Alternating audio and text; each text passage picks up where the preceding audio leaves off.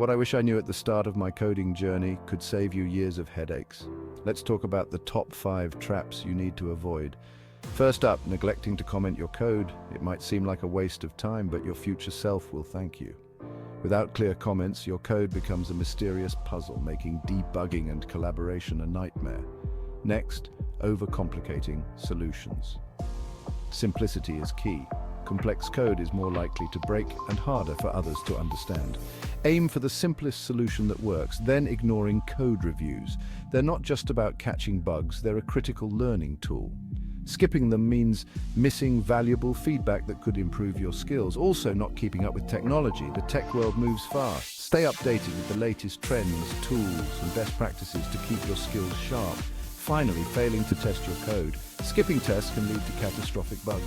Always write and run tests to ensure your code is robust and reliable. So there you have it, 5 traps that can ruin your coding life. Avoid these pitfalls to set yourself up for a successful and sustainable coding career.